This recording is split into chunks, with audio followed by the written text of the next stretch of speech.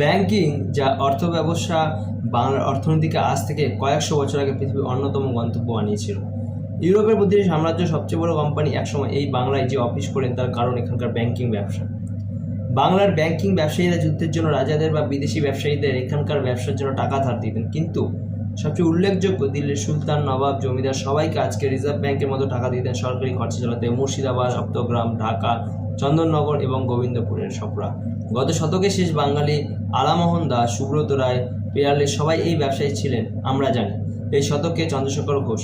আমাদের সাহিত্য এবং চলচ্চিত্রে বহু বাঙালি ব্যাংকারে পাই আমরা, যেমন উত্তর কুমারের শঙ্কর নারায়ণ ব্যাংক বা জীবন মৃত্যু ছবি।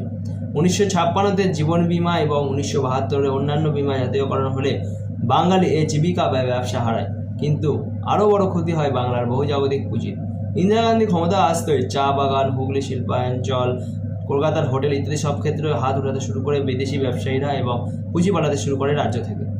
ইন্দিরা গান্ধীর ব্যাংক 1969 এবং বীমা জাতীয়করণ 1972-এর শেষ পেরেক হতে দেয় দেশের শিল্প সম্ভাবনা। ইন্দিরা গান্ধী যেমন একজন প্রধানমন্ত্রী যিনি কোনোদিন IIT, RAC, IIT, diploma, ITI খোলেননি, আইএমস পুরনো কিছু আইএম ফিদা কাটেন শুধু, সেখানেও ঢুকিয়ে দেন বাম অর্থনীতিবিদদের, যাদের দ্বারা শিল্প বিকাশ কীভাবে হয় সেটা বলা সম্ভব ছিল না। তার উপর আমাদের দেশে বিচার ব্যবস্থা প্রায় নেই বললেই চলে।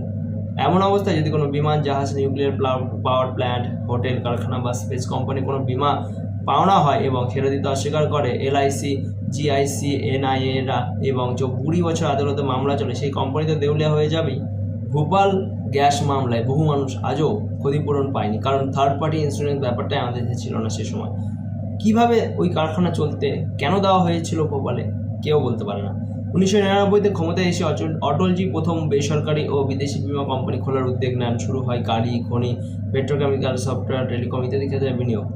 প্রসঙ্গত মনমোহন সংস্কার 1991-1996 অর্থমন্ত্রী ছিলেন, কিন্তু 2002 ও 2014 সংস্কার প্রক্রিয়া বন্ধ ছিল। শুধু না, রেট্রোপ্যাক্টিক আইন করে আবার ইন্দিরা গান্ধী জামানা ফিরিয়ে আনা হয়। বুদ্ধদেব ভট্টাচার্য জীবনের শুরু বামপন্থী রাজনীতিতে শুরু করলেও পণ্ডিত বংশজাত বলে শেষ জীবনে বোঝেন সিস্টেম কীভাবে চলা উচিত।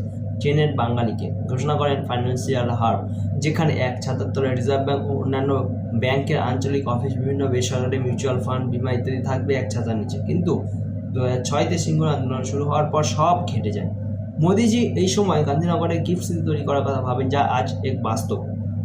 টাটার থেকেও বড় ক্ষতি এই ফাইন্যান্সিয়াল হাব গুজরাটে চলে যাওয়া, যা 99% বাঙালিকে বলেইনি আমাদের এই মিডিয়া। এমনকি গণশক্তিও কোনোদিন অজ্ঞাত কারণে চেপে গেছে। কিন্তু কলকাতার ক্ষমতা গান্ধীনগরের চেয়ে অনেক বেশি।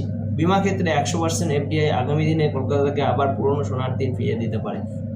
আজ যেমন নিউ ইয়র্ক ও টোকিও পৃথিবীর প্রথম 2 শহর, 100 বছর আগে সেই জায়গায় ছিল লন্ডন ও কলকাতা। কলকাতা আবার ফিরতে পারে ফাইন্যান্সিয়াল হাব। মোদির এই বিল আবার অক্সিজেন দিল আমাদের। যদি আমরা কাজে লাগাতে পারি, আগামী দিনে আবার ইউরোপিয়ানরা কলকাতা, বর্ধমান, শিলিগুড়িতে বাড়ি ভাড়া নেবে। ভারতে একমাত্র এই সুযোগ কলকাতারই আছে।